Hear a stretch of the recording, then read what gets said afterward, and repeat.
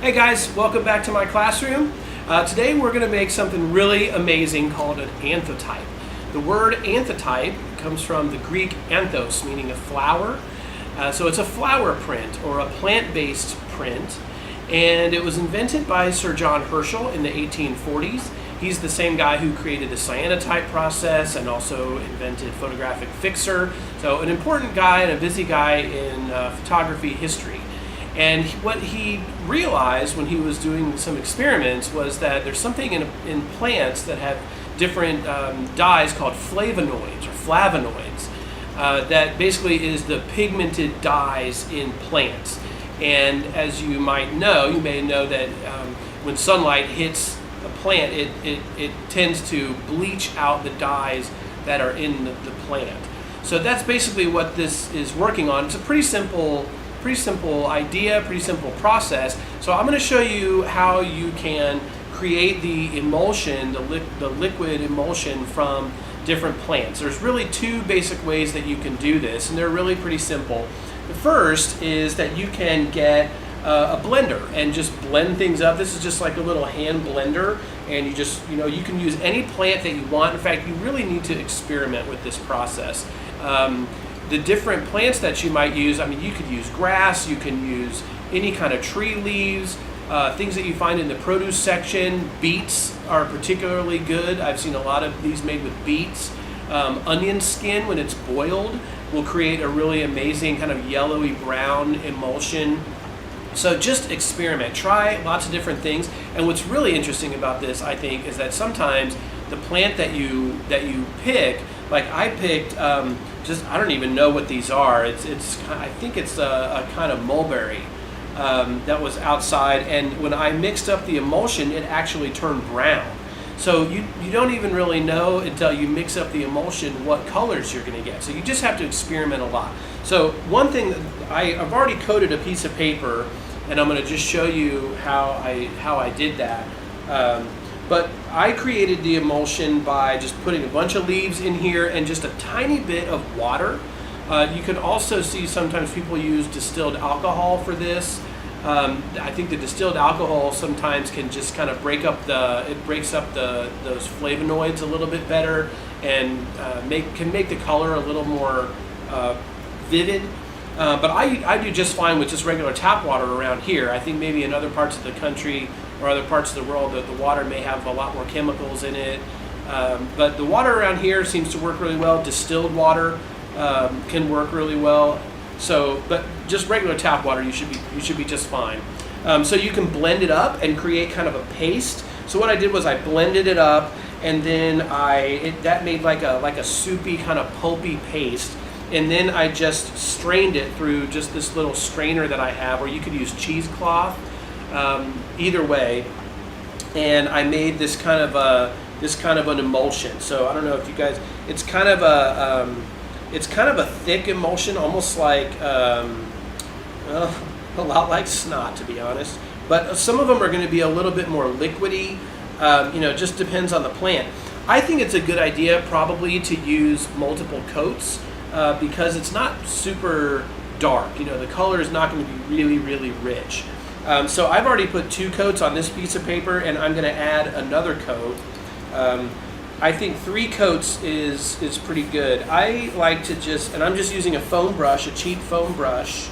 You could use any kind of brush that you have.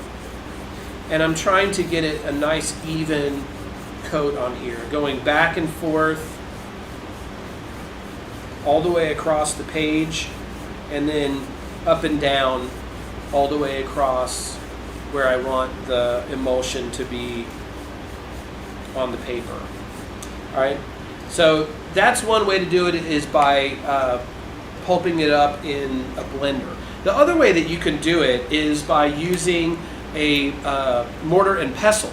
And so you can easily find these at most grocery stores. You could probably also just use a bowl and a spoon and just kind of mash it up. So this is a mortar and pestle, and I've just taken some of those mulberry leaves and kind of broken them up a little bit and tore them up a little bit so that they're a little bit smaller and easier to mash. And I also made sure not to get a lot of the stemmy, woody parts in there, because those just kind of cause problems. They don't mesh up very well. All right, I'm just going to add a tiny bit of water. Add a very, very little bit, because when you pulp it up, it's going to have some moisture in there as well. So I'm going to put some glasses on. I just always think that's a good idea. And I'm just going to mash this up until I get a good paste. It might take a little while, but it's basically the same. It's basically the same kind of thing. So I just kind of wanted to show you what a mortar and pestle look like, and just, you know, that you're just mashing it up and trying to get it as pasty as you can. And then you're going to use the juice. So you need to get rid of any of the, you know, the bits and pieces in there. So you still might want to strain it a little bit, and you're going to get something like this. All right, so just kind of keep going. I'm not going to make you sit here and watch me do this. Just kind of keep going, mashing it up, and getting that pulpy paste that looks just like this, and then painting it on there.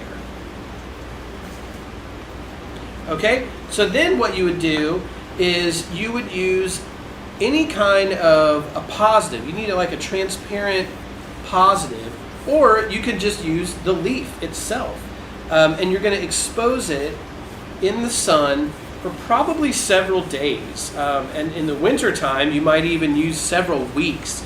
Now, that's the exposure time is also going to depend on the plants that you use, what time of year it is. You know, there's all kinds of environmental factors and specific things that might affect your exposure time. I think some of the shorter ones are beets or turmeric, which I'll show you turmeric. I'm going to make a whole separate video about turmeric. But, you know, it very well could take several days, if not weeks, to make your exposure. And essentially what's happening, so what would happen here, if I take a leaf, and I'm going to just take my paper and put it between some glass. You can use a picture frame or just pieces of plexiglass. All right, so I'm just going to set that there. And then I would put my leaf on top. Or if you had a photographic image, it would be a positive, not a negative. You would use a positive transparency. And you can use oiled paper. That would be fine too. I'm going to make another. I have another video about oiled paper that I'll have on my YouTube channel. All right, and you just smash it down, and so what? And then leave it in a window. Probably a window is a good idea, so it doesn't get rained on.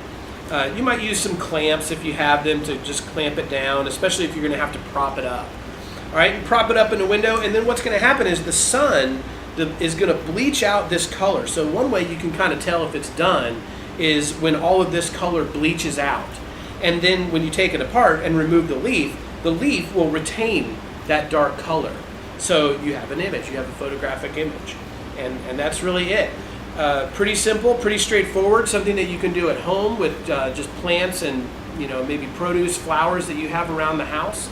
Just take a walk, pick some stuff, mash it up into a pulp, paint it on some paper, put a leaf or some kind of photographic image on there, some glass, prop it up in the window, and you just kind of set it and forget it, as they say. And then a couple days, a couple weeks later, you know, just check it every once in a while, and that's it. There's no developing, there's no any other kind of processing. That's it.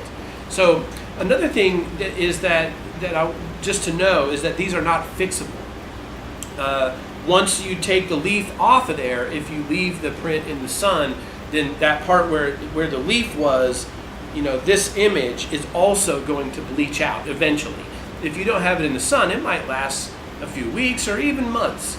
I've seen people use UV epoxy that you can kind of put epoxy on, or if you frame it in UV resistant glass, that might make it last a little bit longer.